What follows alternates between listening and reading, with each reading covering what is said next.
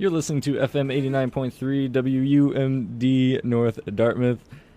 That was a bunch of Star Wars themed music. That was Rise of the Sith. Before that was Battle of the Heroes. Then it was Across the Stars, all by an artist called Koraband. And then before that was a cover of Imperial March by No Doubt. And yep, it is 5 o'clock, and we got a special guest with us today. How's it going? Hey, this is Tony Pacitti. I said that right? Yes, Pacitti, yeah. Okay.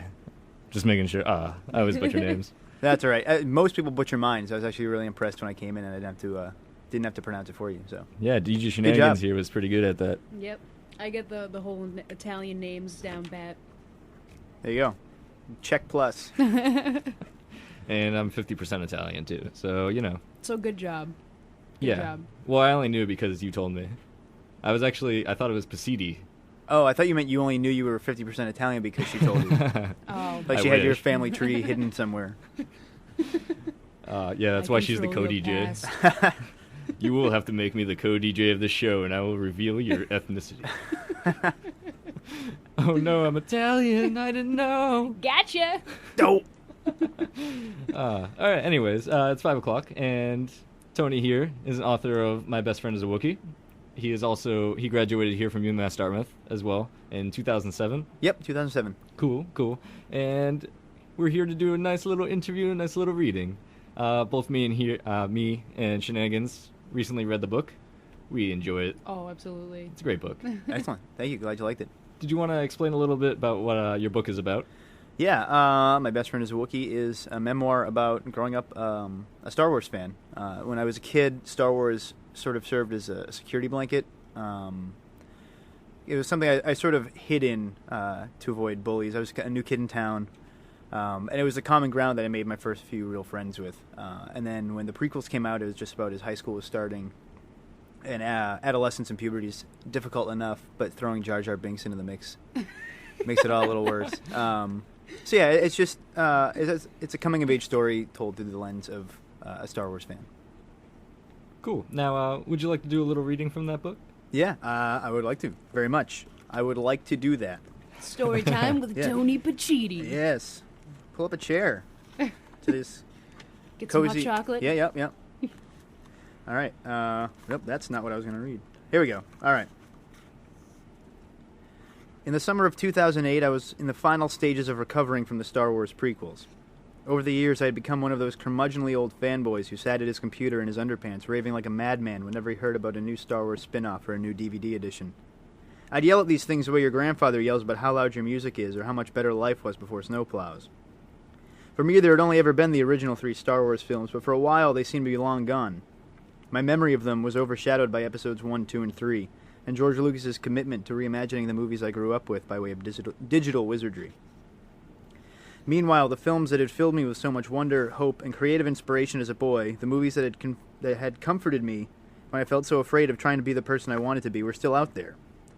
But I had become so blinded by my disappointment that special kind of cinematic lightning hadn't struck twice, I had been unable to see that. Gradually, I was able to make my peace with my hatred of the prequels and move on. Old wounds were healing, and scars weren't nearly as bad as I had expected. So imagine my surprise when, seemingly out of the blue, a new Star Wars movie was set to drop out of hyperspace into a theater near me. When the Clone Wars movie, which was in fact a pilot for a soon-to-air animated TV series, came out, my initial response was one of sheer horror and confusion. It was as if my dead best friend was suddenly reanimated and starving for brains, shuffling mindlessly down my driveway. I already had my worries about the upcoming TV show, but movies and television shows were apples and oranges. I was gearing up for the Clone Wars TV series with cautious curiosity, but buying tickets for the movie, that was something else entirely. And at the same time, I began to suspect that facing the new Star Wars could be empowering. If I faced up to it, I could tell that what was done, that it couldn't hurt me anymore. It could do nothing to change how important the movies were to me. Either way, if I was going to face it, I needed some help. One of my coworkers had a 10-year-old son named Mark. The boy was a full-fledged Star Wars nut. It was a fact he wore proudly on his sleeve. His mother even brought him into work one Halloween in a homemade Boba Fett costume.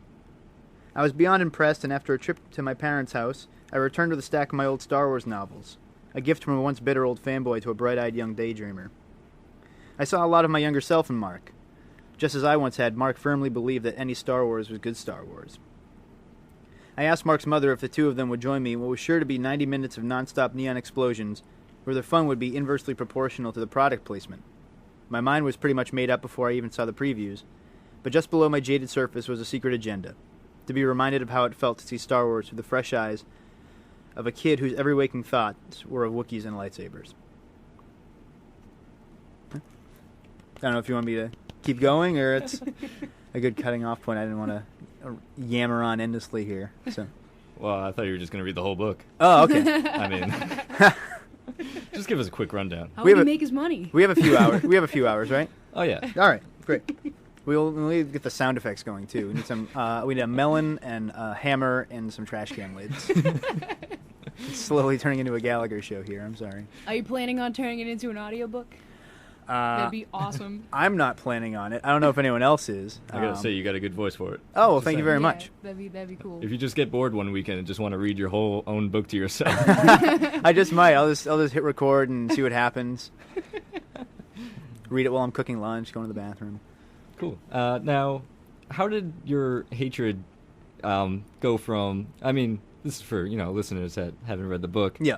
How come you had so much hatred for the first 3 episodes? Not the original. 4, Right, 5, right. 6, Yeah, but the new ones. Basically, what it boils down to is 2 things: hype that was unattainable, which I'm not the only person guilty of, and a lot of personal things going on at the time. Episode 1 came out just as junior high was ending. I was going into high school. My 2 best friends at the time, I was starting to lose touch with. One of them, we were just sort of losing common ground. Eventually, he went on to a private school. My other best friend started hanging out with these kind of scummy kids, was just smoking pot all the time. So I was just losing touch with, at that point, the 2 real flesh and blood friends that I had.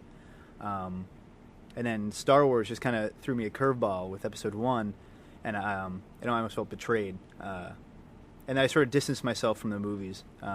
And then by the time Revenge of the Sith came out, I was in college, and again, I 2 movies in, I still hadn't learned my lesson, and still expected it to be as good as this movie I had in my head, and it was just really unrealistic. What I thought was really funny, but at the same time I felt really bad for you, was when these movies were coming out, everyone around you who originally thought that Star Wars was nerdy and, you got crap for that, right, all of a sudden they loved Star Wars. And I don't want to, spoiler alert here, people, I don't want to ruin the book, but one of the funniest parts was when you had the project on Star Wars, and that girl was like, "No, that's not the Death Star." Oh, yeah, she was trying to tell me that I drew the Death Star wrong when in fact I had drawn a Star Destroyer. So, that was at first really frustrating as a kid. This thing that people had sort of teased me for liking, suddenly it was back in the theaters. This is when the original trilogy was re-released, and suddenly they liked it and they got it. And once I realized that could be sort of a common ground between me and all these people who I was afraid to talk to, it sort of smoothed things over. And then that got pulled out from under me pretty quick because junior high started, and that was just completely weird. But for a hot minute there, it looked like things might be okay going into junior high and high school.